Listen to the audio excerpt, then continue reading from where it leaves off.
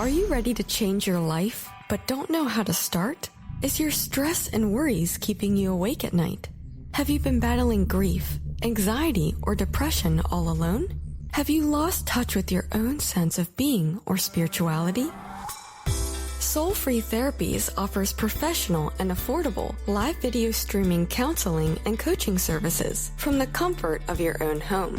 Sessions offered in English, Spanish, and Portuguese. Go to our website at www.soul-free.com and book your first session today. The Opperman Report is brought to you by Aquadam.net. You can give them a call at 707-764-2119. A flooded home is never easy to deal with. You're left with the mess to clean up, the insurance companies to deal with, and not to mention all the memories, the precious memories that are lost in the flood. You can never replace those. And Aquadam can be a tool in your arsenal to protect your home and property from the floodwaters. The cofferdam is filled with water to control water and is reusable as long as it's taken care of. It can protect your home or business from rising floodwaters like a dam, but without the beavers. It can also be used in construction. If you need an area to be dewatered, an Aquadam can do the job. An Aquadam was used at SeaWorld in Orlando for the Mako roller coaster ride during the coaster's construction by dewatering the work area. An Aquadam is now dewatering the work area at San Antonio SeaWorld for their newest roller coaster ride. An Aquadam has been used in many construction projects all around the U.S. and all around the world. Now give Aquadam a call, 707-764-2119. You can look them up online at aquadam.net. You can find them on Facebook at Aquadam Inc. You call them up, you email them, you tell them Ed Opperman sent you, and they're going to take 10% off the price. Aquadam.net, 707-764-2119. PureSoapFlakes.com, 218-568-2525. Have you ever heard of Castile Soap? Pure Soap Flake Company handcrafts fine soap bars, laundry powder, and concentrated soap flakes using organic vegetable oils from their northern Minnesota facility. Bathe your body and wash your clothes with Pure Soap products that are free of fragrance, GMOs, palm oil, sodium lauryl sulfate, and synthetic additives. Keep it clean, folks. Pure Soap Flake Company products are kind to living creatures and sensitive skin, safe for drains and waterways, and work great in high-efficiency washers and top and front-loading machines. They have a little promotion going on. Contact them to order some soap. Mention the Opperman Report. You're going to get a free gift. They're going to send a little extra soap, travel size, soap bars and laundry soap, cleaning soap flakes. I've been using that stuff all day long today. Great stuff. Order today at puresoapflakes.com or give them a call, 218-568-2525, 218-568-2525. Pure Soap Flake Company is a proud member of the Handcrafted Soap and Cosmetic Guild.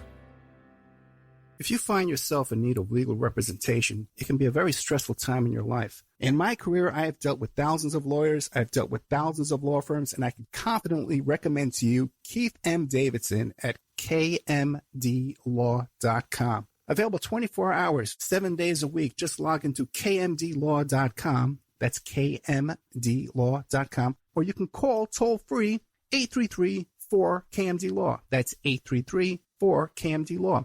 Personal injury, wrongful death, STDs, sexual assault, car accidents, they handle it all efficiently and professionally. It doesn't matter how imposing the opposition may be, because the team at kmdlaw.com are battle-tested and fierce. They will not stop until justice prevails. Go to kmdlaw.com or call toll-free 833-4KMD-LAW. If you're in for the fight of your life, stop screwing around and contact KMD Law. It's the Opperman Report.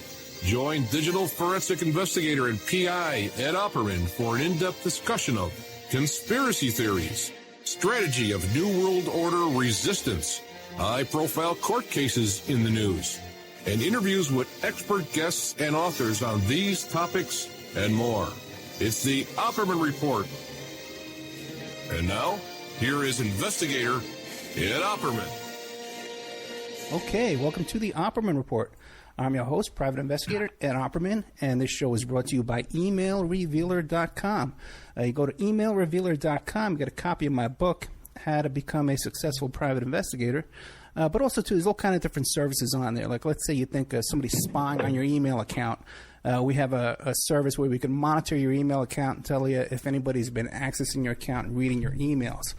Okay, really excited about this. We got a big guest today. We have Bill Kinison, who people might recognize the name because he's the brother of Sam Kinison, and I think he used to even manage him and was like his partner in crime over there back in the 80s. Fascinating character, Sam Kinison, died way too young.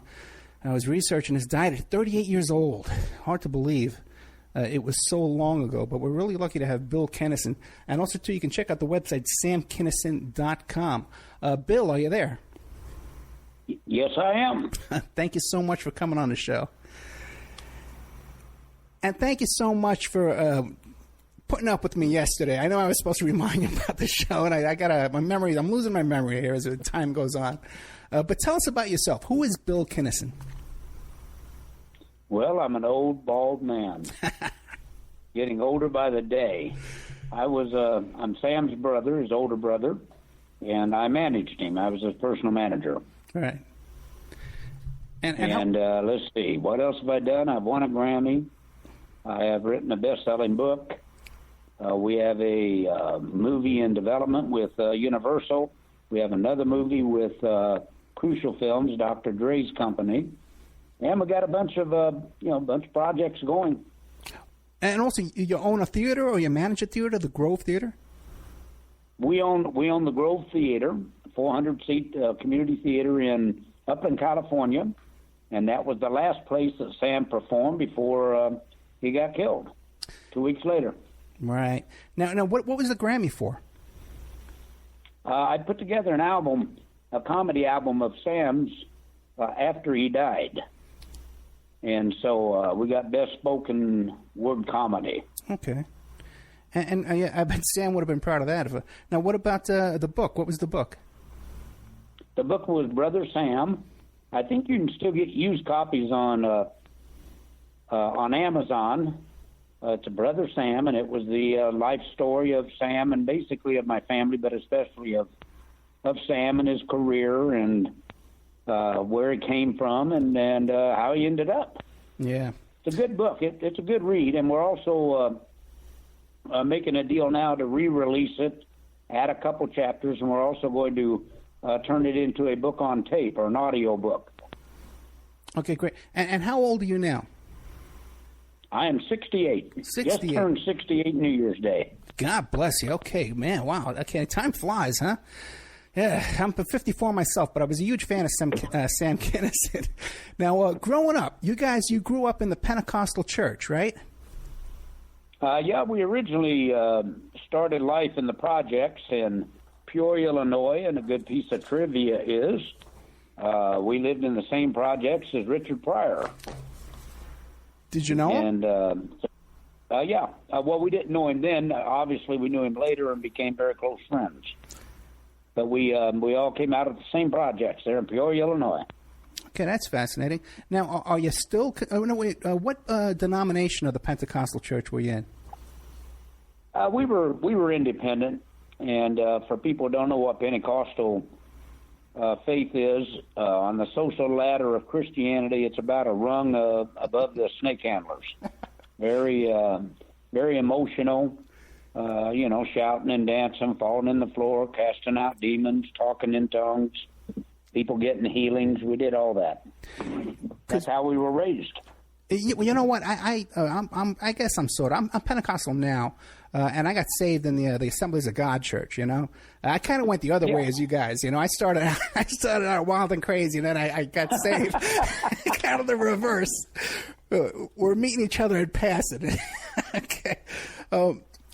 But compared to the Assemblies of God, how would you compare yourself? How you grew up? Well, my dad actually started out in the Assembly of God. Right.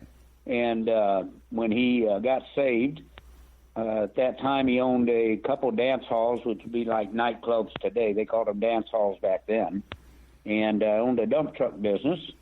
Got saved, and a preacher told him you couldn't serve God and have money. So he sold all of his businesses and built a state orphanage in Marysville, Illinois, and built a church. And then he joined up with the Assembly of God, not knowing that when he joined up with them, his property became their property. Yeah. And after a few years, he decided to get out of the Assembly of God. They took him to court and took away his orphanage and his church. And he was bitter about that the rest of his life. Yeah, you know, the church business is a tough business. I had a friend, too, on Staten Island that had a little storefront church. He got involved in these big denominations, and the same thing kind of happened to him, too, you know. And there wasn't much there. Yeah, there wasn't much to take from him either. So he didn't have much to take, really. As a matter of fact, when I used to go to his church and I was tithing in his church, I think my tithe was like the whole budget of the church. Everyone else was separate. Good to have a budget that low. I know, but God bless him. He's a great guy, Pastor Elstead. I love him. Now you guys grew up and you went in your father's footsteps. Is that what happened? Yeah, we moved out of the projects and actually moved into this Methodist church that my father had bought, 24 rooms, and that's where we actually really grew up, and we literally lived in the church. Yeah. And if you're, especially if you're Pentecostal and you're a son of a preacher, my parents never ever told us, you know, we're supposed to preach. Actually, my dad said, I want you to go to college and try to do anything else, and if you're not happy, then preach. But myself and my three brothers, we all ended up being preachers. Now, did any of them stick with the church, your brothers? My older brother, Richard, passed away about 3 years ago of cancer, and he was still in the ministry. Okay. Anyway, what about you? What's your faith like today? We started a church here in our theater about 6 months ago, so I'm back in the ministry on Sunday mornings, but we're not a traditional, conventional kind of a church. We, there's some staples of the Pentecostal religion we don't believe in, and we have in our church, we have Muslims, Hindus, Taoists, atheists, Catholics, Jewish. We have Jewish people, and it's the foundation is love. We really don't get into doctrine. Gotcha. Now, because I always felt like that doctrine just separates people. Yeah, well, you're right. And I was even looking up. I saw on Wikipedia that they said that when Sam was preaching, it was fire and brimstone. Is that true? Yeah, we were very Pentecostal. I'm not now, but my style is not. But yeah, that's what we did. I mean, we cast out demons and right. Got people speaking in tongues and all that kind of stuff. Yeah, that's what Sam did it for 7 years. Okay, wow. And what about, did you guys travel with a tent ministry as well? Actually, yeah, we had a tent that we kept in Florida, and the only time we took it out of Florida, we brought it to Oklahoma City, and a tornado hit, and the only place it hit was right on top of our tent. Maybe they was trying to tell us something. Yeah. That was the end of the tent ministry. Yeah, that's a tough game too. I was in the tent ministry business too. Well, not business, but I had a tent ministry as well. When I got saved, did you really? Yeah. It was called a Gospel Tent Ministry. Reverend Ralph R.J. Knight from up in Maine, coolest guy in the world. You'd love him, you know. And he would come down from Maine down to Staten Island. He'd put up the tent. That's where I met him. Then we traveled all over Jersey and Boston and up in Maine. I'd go up to Maine every summer. I lived with the tent about 4 years. Best time of my life, I got to tell you, in a lot of ways. That's, when you're young, it's a good experience. It really is. I mean, it's a different experience than being in a church. Yeah. But if you're a young man and you've got a few years you can give to that, it's very rewarding. Yeah, really. I was about 29 when I was out on bail, too. I was facing some serious charges. I was facing about 15 years in prison. Yeah, I was going to say it's also a little hard to keep track of you in a tent. Yeah, that's right. But some of the best times of my life, and it's funny, too, because when the new guys come in, you kind of you haze them, you give them an initiation and stuff like that. It is a great time. Oh, yeah. Yeah, if you're a young guy. Oh, yeah. So that's great, man. Yeah. So then, and I guess what happened was Sam got divorced, and then he went into comedy? Yeah, he had met what, it was actually a very quick romance, and they met. She was a singer in a Baptist quartet, and they got married fairly quick, and about 2 years later, he caught her in an affair, and as you know, being Pentecostal, that's like the unpardonable sin. Yeah. You can do about anything else, but their old saying was, if you can't take care of your own house, you're not fit for the house of God. And so he came up and talked to me. I was pastoring a large church in Rockford, Illinois, and told me what happened. And so I told him, I said, and I did feel that way. I felt like that he got in the ministry because he was named after my dad, and my dad had died, and I think Sam felt like he should take his place, and really struggled for 7 years in the ministry. But I told him, I said, I want you to take some time, forget that your brothers are preachers, all your friends are preachers, and look down in your heart and see what you really ought to be doing. And he took about 3 seconds and said, I always want to be a stand-up comedian. And so I said, well, then, set a date that you'll never preach again after that, because if you do, you'll always go back to it. He did that, and then he found out there was which is kind of funny now, but a little club in Houston that was going to teach you how to be a stand-up comedian in a week. And so he packed up, went down there. They eventually turned it into a comedy club. That was back in 75, where you didn't have all these comedy clubs. Really, if you wasn't in New York or L.A., there wasn't any. And they turned it into a little, held about 60 people, turned it into a comedy club, and that's where Sam started. And while he was there, he was voted the Texas Comedian of the Year for the entire state for 2 years in a row, and then he came out to L.A. Yeah, it's interesting because in the church, they say rather than get divorced, you're better off killing your spouse, because the church will forgive you for murder before they forgive you for divorce, But that's true. It really is. That is true. Even till today, yeah. I mean, it's ridiculous, but Sam also, he had told me that in the 7 years he had been in the ministry, he never made $5,000 in any 1 year. And, he had 2 older brothers, myself and my oldest brother, that had when he was 13, he had born blind and severely mentally handicapped, could retain very little knowledge.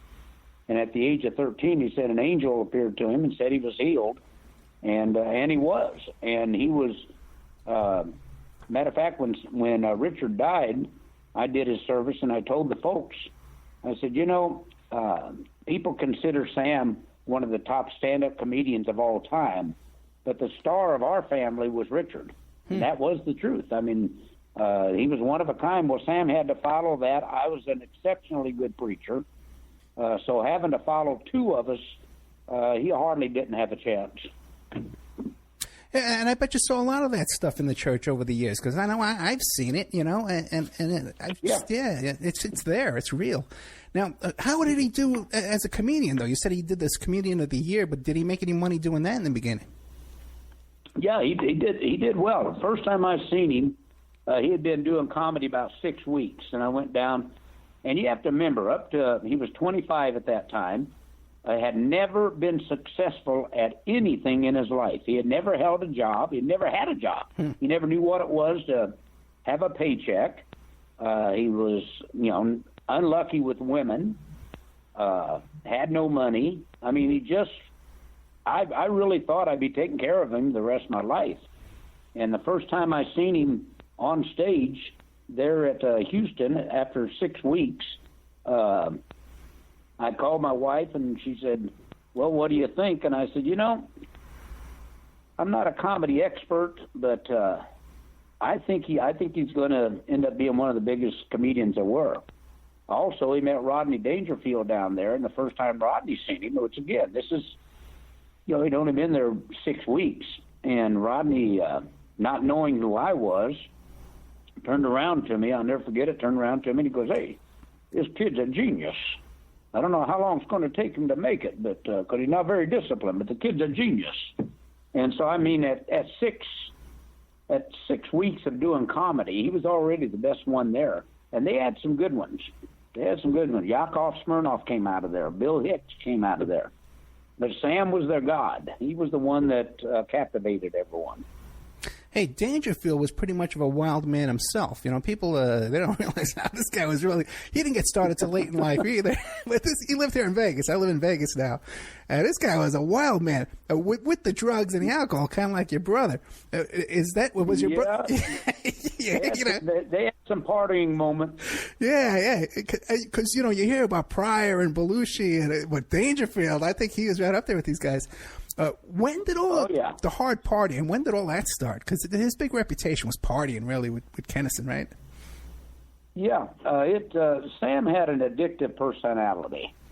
even as a kid, he really didn't know how to do anything moderately. And so when he was down in Houston, he discovered pot first, and he had never had a drink at 25.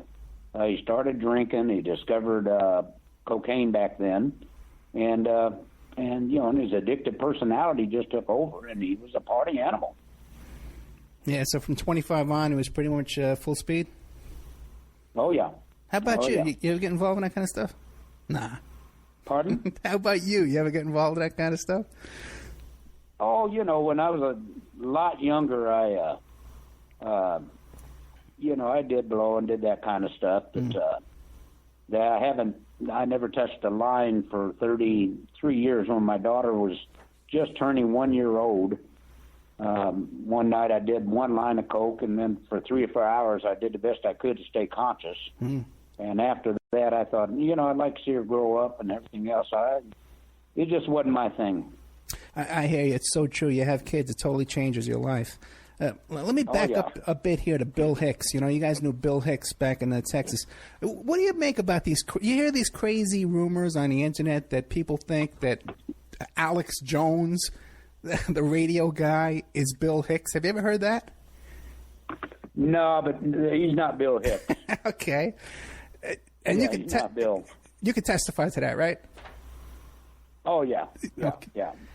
And how did Bill Hicks die? Bill is no longer with us, believe me. Right. How did he die? He died of cancer. Oh, cancer. Okay. I wasn't aware. He died of pancreatic cancer. And he was another comedy legend back in those days, right? Yeah, the sad thing about Bill was he never really hit in the U.S. He was big in Great Britain, and I think he got bitter, with his comedy and stuff. It really got dark, and I think that was the reason he just. When I first seen him, actually, I was with him on his 18th birthday, but I knew him since he was about 16 down there. And one of the funniest, the best one I could back then that I could compare him with was Jim Carrey. He reminded me when I met Jim.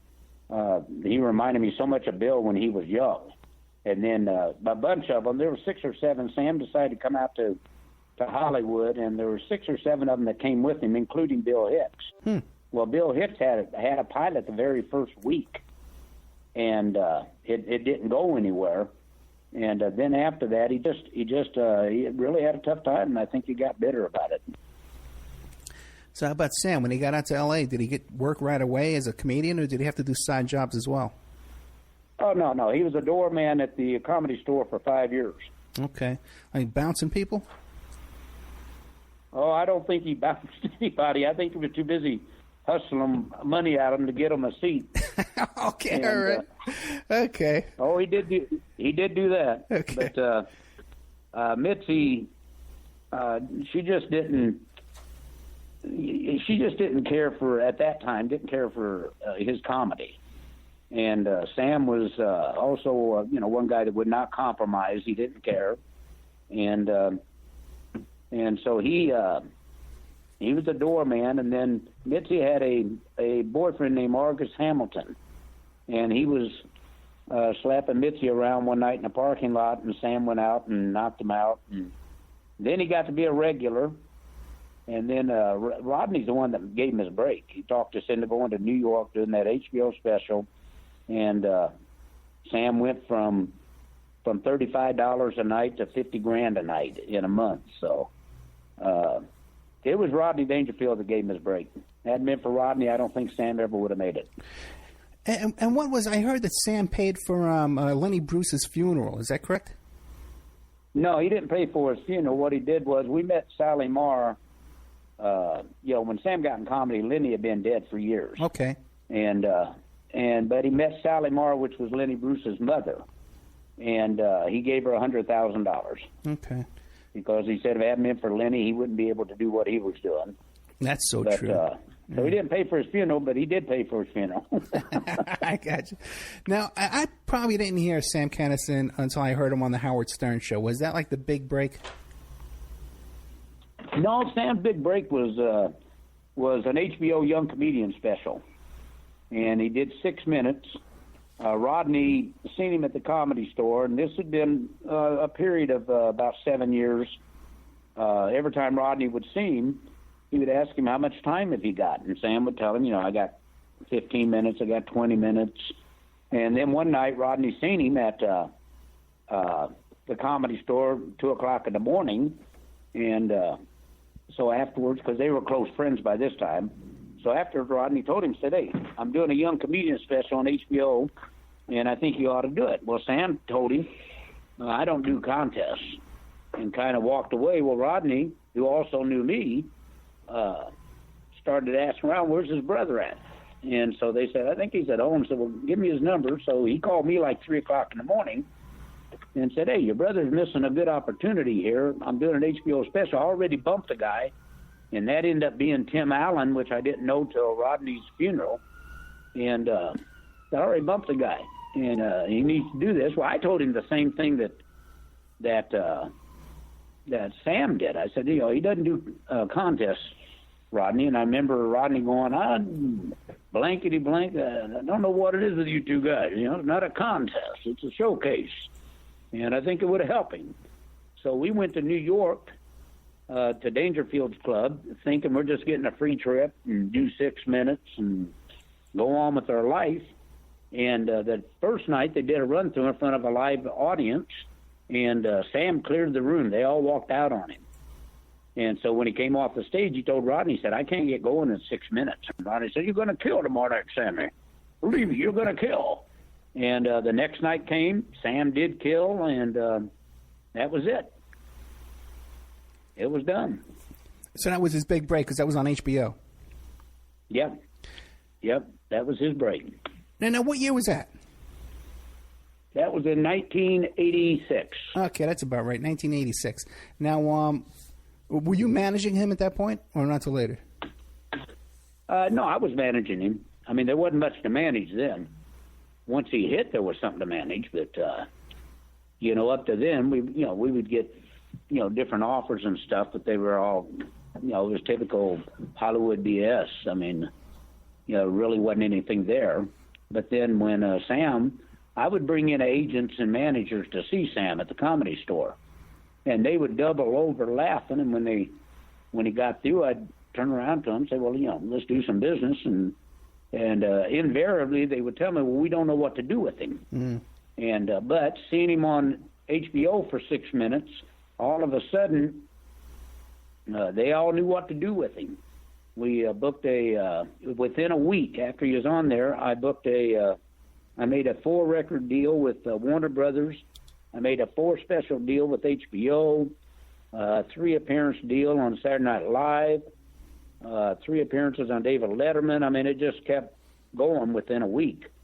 We started out a tour of 40 cities, and I remember the first night that we did was Fort Lauderdale, and when we got all through and I settled up, he had made $12,000. And I told him, said, how we doing? I go, well, I picked up $12,000. And I remember us hugging and crying almost and everything else that we had made it. By the end of that tour, we wouldn't consider anything under $50,000, and he eventually made $175,000 a night. So that was a pretty quick rise, right? How did it affect his ego? Sam's ego never ever changed. He was the same guy. Same guy he was when he hadn't hit. He was the same guy after he did hit. He just was very benevolent. He knew what it was not to be able to eat. And so when he'd go to comedy stores, he'd order up 20 pizzas and everything for the comedians and all that kind of stuff. Oh, that's but cool. As far as his ego and stuff, he was just happy that he was there. He never understood these celebrities with paparazzis, always trying to get away from them and all that. I remember Sam telling me, man, that's the reason I got in the business, was to have pictures taken and give autographs and everything else. And that's how he always felt, and that's how he treated his fans. And now a word from our sponsors. If you find yourself in need of legal representation, it can be a very stressful time in your life. In my career, I have dealt with thousands of lawyers, I've dealt with thousands of law firms, and I can confidently recommend to you Keith M. Davidson at kmdlaw.com. Available 24 hours, 7 days a week. Just log into kmdlaw.com. That's kmdlaw.com.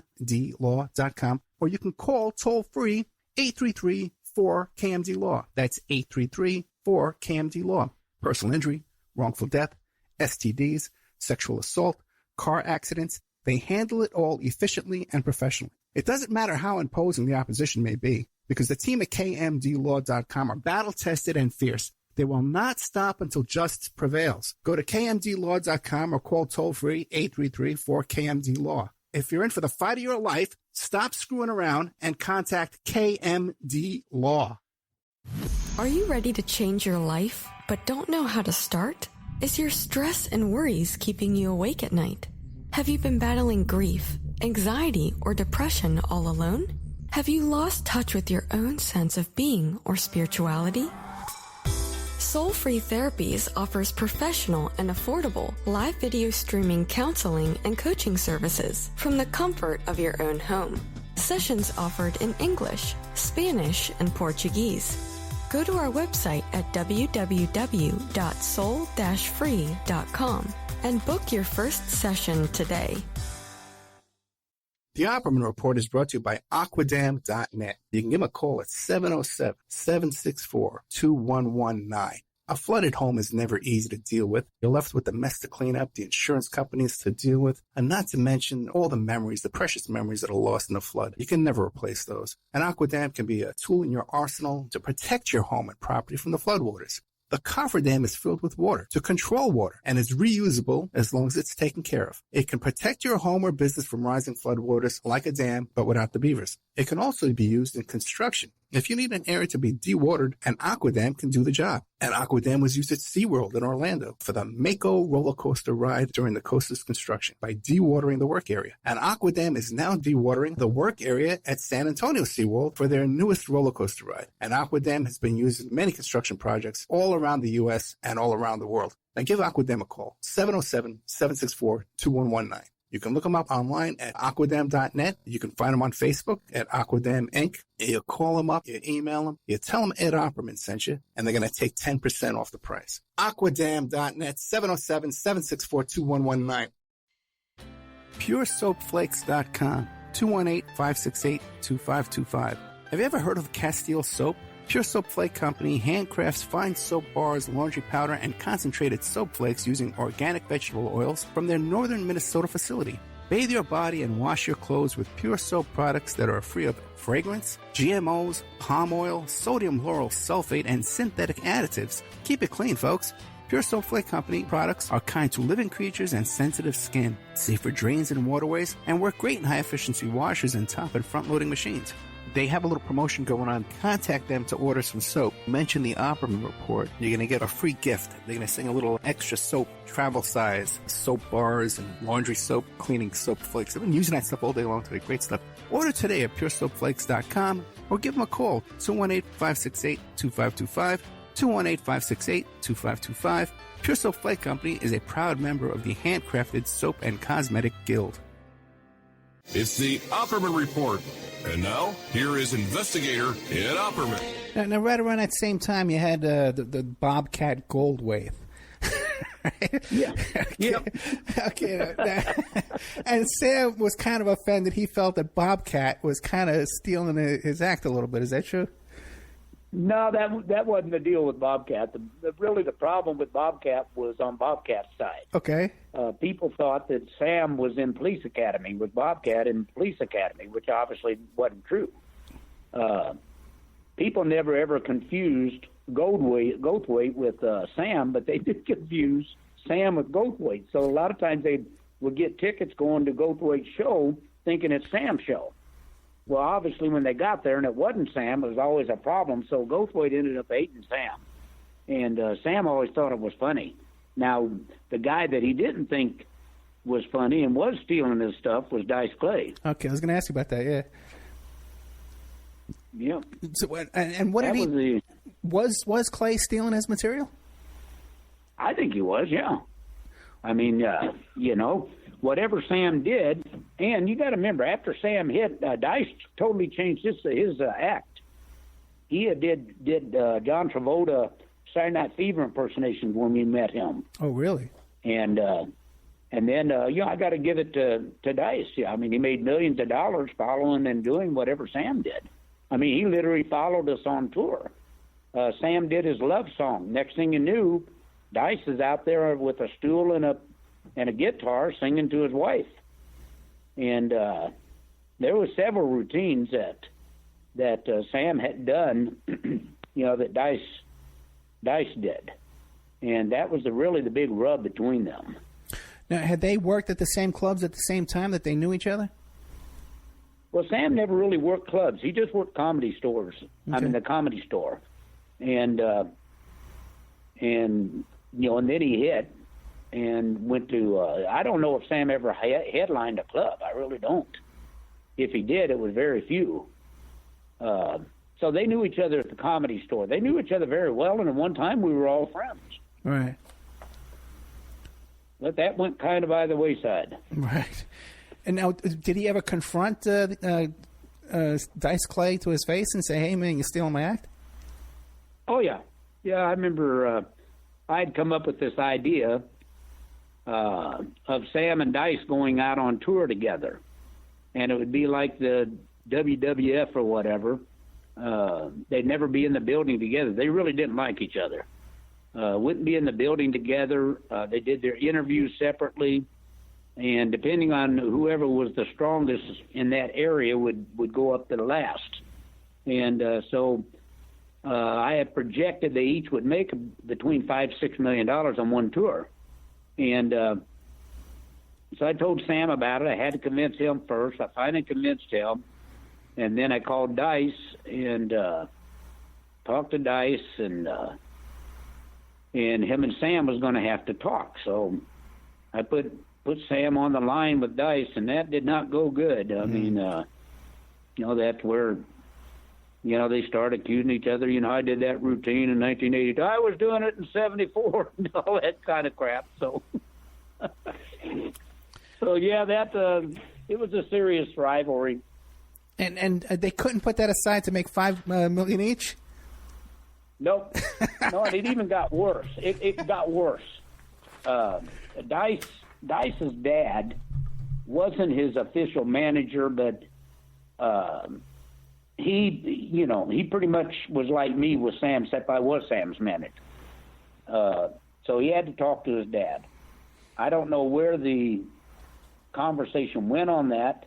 I know the next week he was on Arsenio Hall show, and somehow it had got out, and Arsenio asked Dice, said, I heard you and Sam may go out on tour together.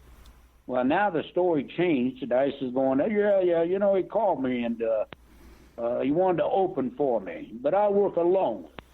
And it was also a show where Dice had got up, and Ford Fairlane was getting to come out, and he was going to win a Grammy on Ford Fairlane because he was the greatest actor ever. He's the greatest stand-up comedian ever. And then he got up, and because they had found out, it had got out that he was Jewish. He wasn't Italian. And so now you had the Jewish people not liking him. You had the Italians not liking him. And but he got up on Arsenio's Hall, got up out of the seat, and faced the camera and said, let me tell you, Andrew Dice Silverstein really is. He's a guy that came out here from New York and busted his ass, and he finally made it. Yeah. Well, Sam's watching this, and while he's on there, he calls me. And him and Arsenio had been on the outs. They had gotten a fist fight at the China Club. And he said, call Arsenio, tell him I'll come on next week. So I called Arsenio, and Arsenio was great with it and had him on the next week. And that's where he responded to Dice's greatest ever comedian, all that, and came up with actually a brilliant analog of it when Arsenio told him, said, Dice was here and says he's the greatest stand-up comedian of all time. What do you think? And Sam came up with this analogy of, comedy is like a rainbow. And if you're really, really good, and if you're really, really lucky, you get to be a shade in that rainbow. There is no best. And I just thought that was a brilliant analogy of it. And well, then Sam gets up, like Dice did, and said, let me tell you who Andrew Dice Silverstein really is. He's a guy that stole my jokes, stole Fonzie's jacket, and Stallone's attitude. Yeah. Hey, was that when Dice Clay got up and started crying? Wasn't he crying on Arsenio? Yeah, that was it. Well, yeah. That was the show. That was pretty much the end, right? You can't go, tough guy, start crying. But I want to know, what was the fist fight about? How did, does Arsenio know how to fight? How does Arsenio get into a fist fight? Be honest with you, if it would have lasted, Arsenio would have kicked his ass. Really? Arsenio's from the projects in Cleveland, and he's a Pentecostal preacher's kid. Oh, really? And I'd seen him fight behind the Comedy Store several times. And what had happened was that we had to go do shows on a weekend. Sam didn't take Malika and Sabrina with us, and Arsenio called them, and they went out with a group of guys. It just wasn't Arsenio and Eddie Murphy. I mean, it was a group. Okay. But Sam was really pissed about it. He felt like, I guess, that they were trying to get to his women or something. And so we were at the China Club, and Sam's going up to do a set, and Arsenio's coming down on the stairs, and Arsenio goes, "Hey, how you doing, Sam?" And Sam hauls off, pops him right in the face. And before it could really get going, both of them had security guys carrying guns, and they're all starting to reach for the. I'm like, hey, everybody calm down. Just calm down. And so that was the deal. Hey, and they did calm down, by the way. Yeah, it usually breaks up. Now, what about, there was an incident, too, where Sam got caught with a gun in the airport? Oh, yeah. Yeah, that was, he thought his girlfriend had forgiven him for cheating on her, and he was getting ready to fly back out here out of New Jersey. It was at the Newark airport. Okay. And she packed his luggage. Well, she decided to put a loaded .38 in his carry-on luggage. And as he went through the security, and Sam's already high because that's the only way he could fly, and so he's out of it, and he goes through this security check there, and so all of a sudden he hears, "He's got a gun, he's got a gun." So Sam moves over against the wall going, "Man, this is going to be quite a trip. Somebody is trying to carry a gun here." And then they're telling him, "Hey, turn around and face the wall." Face one, and he was like, "Oh, that bitch." And so, that took a little bit to get him out of that mess too. Did he have to do any time for that? No. No. What he had to do was every week he had to send them a letter of everything he had done during the week and all that stuff, and he couldn't be where they were doing drugs or alcohol. Well, I'm glad they didn't follow him, but that was about the extent of it. But we had to negotiate quite a bit to get it down to that. Okay, you mentioned Malika and Sabrina, right? These were the two sisters that I guess he met them. They were dancers or something like that. What was the story with that? There was a comedian named Angel Salazar. And when he met Malika, she was with Angel. And I really don't know what all happened. They probably were flirting around or whatever. And the next day or two, Sabrina called as Malika to meet for lunch. And he went and met them for lunch. And they moved in that night. And they were together ever since. Wait, both of the girls moved in? Yep. Okay, now, was he always dating both of the girls, or was this secret? What was the story with that? Well, Sabrina was a secret, but that was the one he really loved. And but he always thought that if he if he got rid of Malika, then he was going to lose Sabrina too. So it was a messed up deal. Yeah. Now, did he marry Malika? Yeah. Okay. Yeah, he married her 5 days before he got killed. Oh my God! Oh, that's horrible. Now, and where are they today? What are they doing?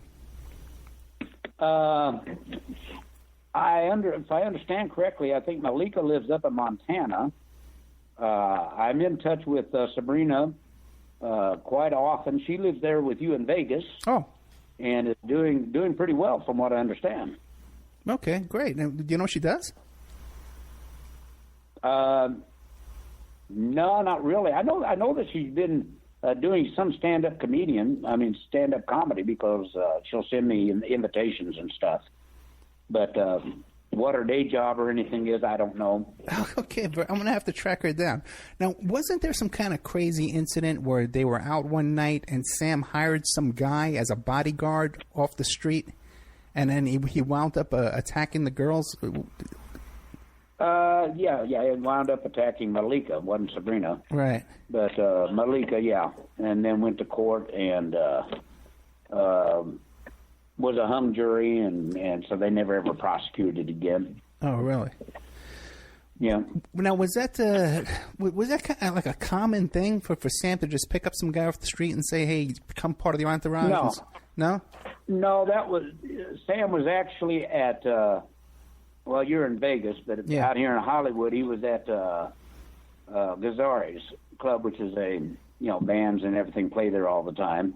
And Ron Jeremy introduced this big guy. His dad was a police chief or something down in Georgia, and introduced him. And so Sam said, "I'll pay you to watch my back tonight." Gotcha. But no, he didn't ordinarily do that. He always had his own security.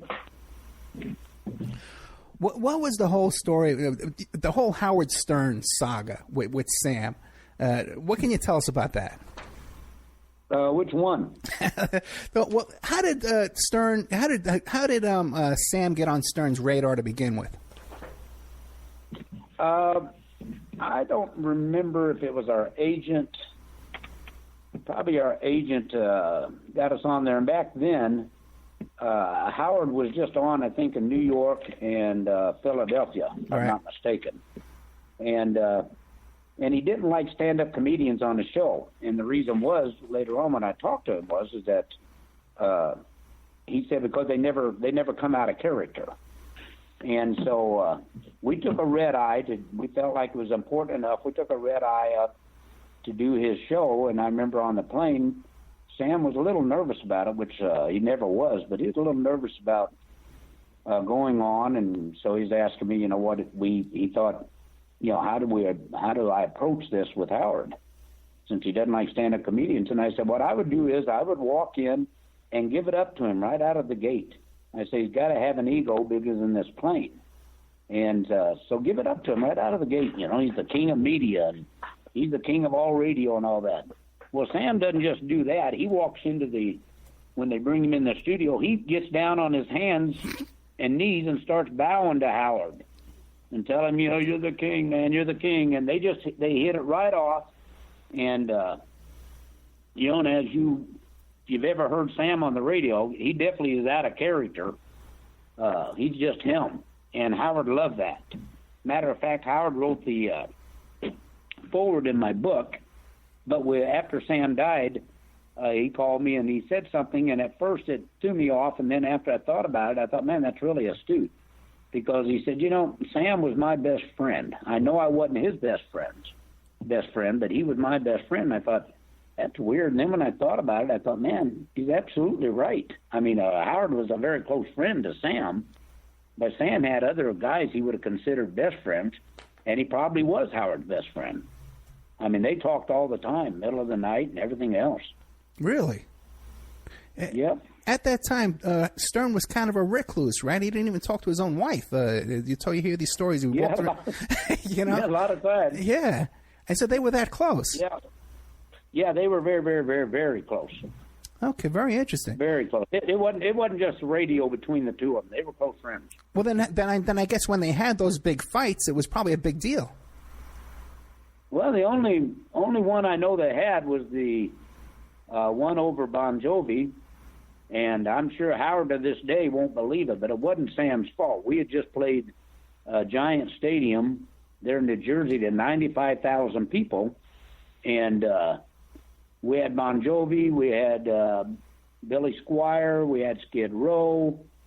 Man, I don't even remember the bands that come to be in Sam's All-Star Band. Right.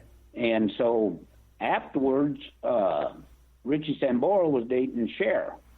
And so he had a party down at his house down by Atlantic City.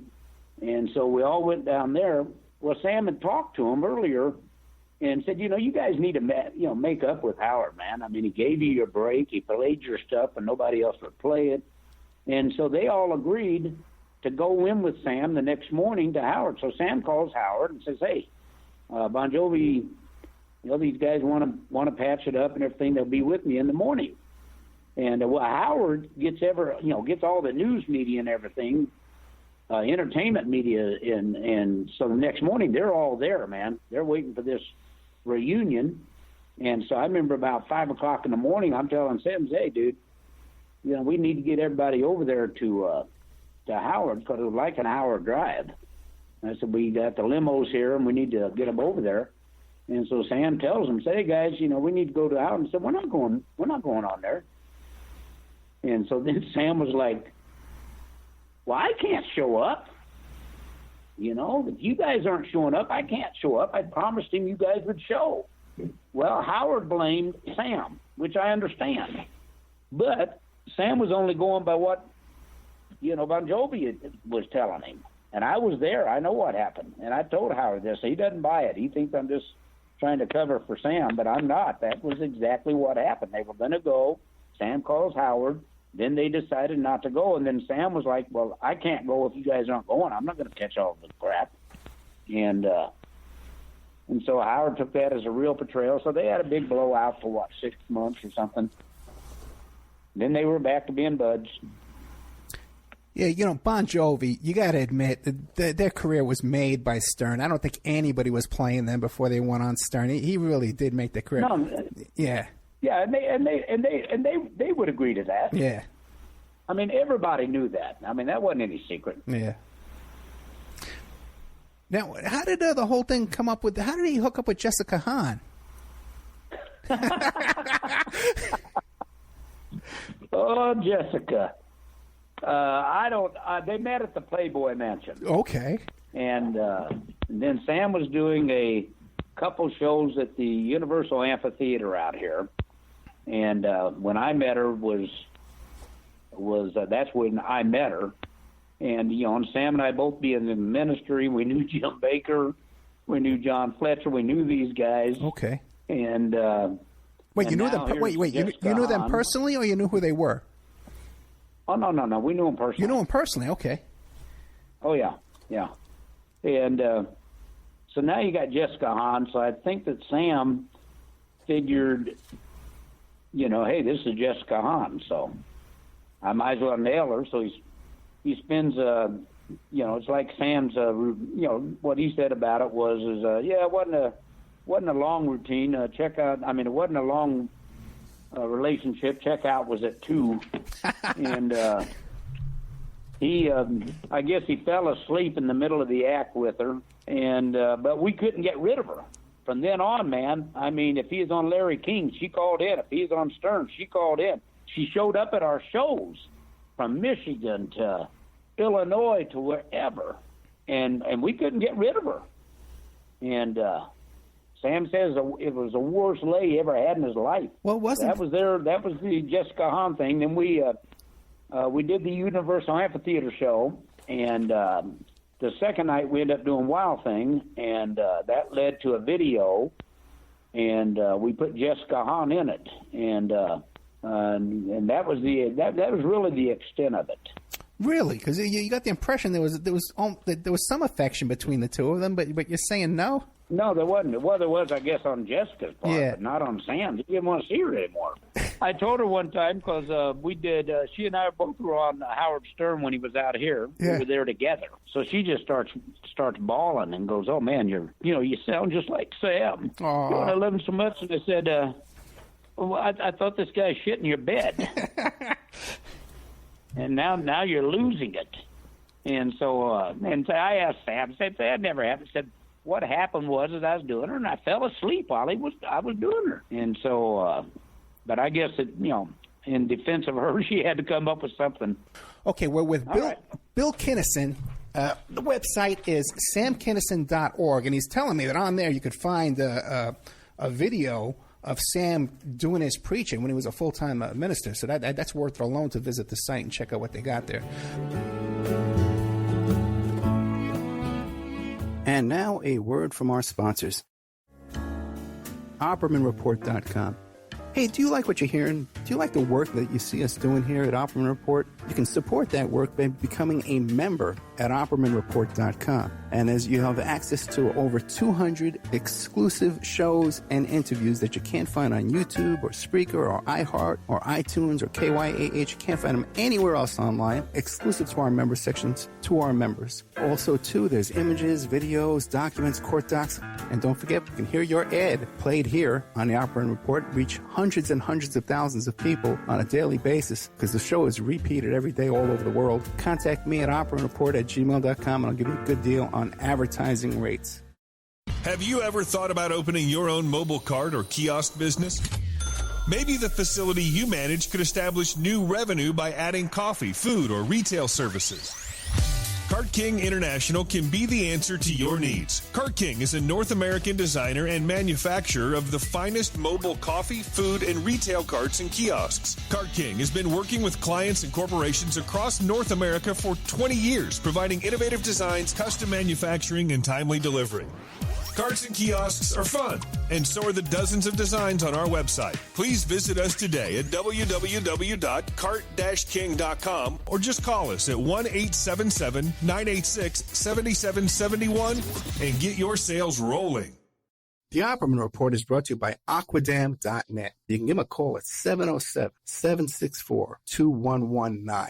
A flooded home is never easy to deal with. You're left with the mess to clean up, the insurance companies to deal with, and not to mention all the memories, the precious memories that are lost in the flood. You can never replace those. And Aquadam can be a tool in your arsenal to protect your home and property from the floodwaters. The cofferdam is filled with water to control water and is reusable as long as it's taken care of. It can protect your home or business from rising floodwaters like a dam, but without the beavers. It can also be used in construction. If you need an area to be dewatered, an Aquadam can do the job. An Aquadam was used at SeaWorld in Orlando for the Mako roller coaster ride during the coaster's construction by dewatering the work area. An Aquadam is now dewatering the work area at San Antonio SeaWorld for their newest roller coaster ride. An Aquadam has been used in many construction projects all around the U.S. and all around the world. Now give Aquadam a call, 707-764-2119. You can look them up online at aquadam.net. You can find them on Facebook at Aquadam Inc. You call them up, you email them, you tell them Ed Opperman sent you, and they're going to take 10% off the price. Aquadam.net, 707-764-2119. Are you ready to change your life, but don't know how to start? Is your stress and worries keeping you awake at night? Have you been battling grief, anxiety, or depression all alone? Have you lost touch with your own sense of being or spirituality? Soul Free Therapies offers professional and affordable live video streaming counseling and coaching services from the comfort of your own home. Sessions offered in English, Spanish, and Portuguese. Go to our website at www.soul-free.com and book your first session today. If you find yourself in need of legal representation, it can be a very stressful time in your life. In my career, I have dealt with thousands of lawyers, I've dealt with thousands of law firms, and I can confidently recommend to you Keith M. Davidson at kmdlaw.com. Available 24 hours, 7 days a week. Just log into kmdlaw.com. That's kmdlaw.com. Or you can call toll-free 833-4KMD-LAW. That's 833-4KMD-LAW. Personal injury, wrongful death, STDs, sexual assault, car accidents. They handle it all efficiently and professionally. It doesn't matter how imposing the opposition may be, because the team at kmdlaw.com are battle-tested and fierce. They will not stop until justice prevails. Go to kmdlaw.com or call toll-free 833-4KMD-LAW. If you're in for the fight of your life, stop screwing around and contact KMD Law. PureSoapFlakes.com. 218-568-2525. Have you ever heard of Castile Soap? Pure Soap Flake Company handcrafts fine soap bars, laundry powder, and concentrated soap flakes using organic vegetable oils from their northern Minnesota facility. Bathe your body and wash your clothes with Pure Soap products that are free of fragrance, GMOs, palm oil, sodium lauryl sulfate, and synthetic additives. Keep it clean, folks. Pure Soap Flake Company products are kind to living creatures and sensitive skin, safe for drains and waterways, and work great in high-efficiency washers and top and front-loading machines. They have a little promotion going on. Contact them to order some soap. Mention the Opperman Report. You're going to get a free gift. They're going to send a little extra soap, travel size, soap bars, and laundry soap, cleaning soap flakes. I've been using that stuff all day long today. Great stuff. Order today at puresoapflakes.com or give them a call, 218-568-2525, 218-568-2525. Pure Soap Flake Company is a proud member of the Handcrafted Soap and Cosmetic Guild.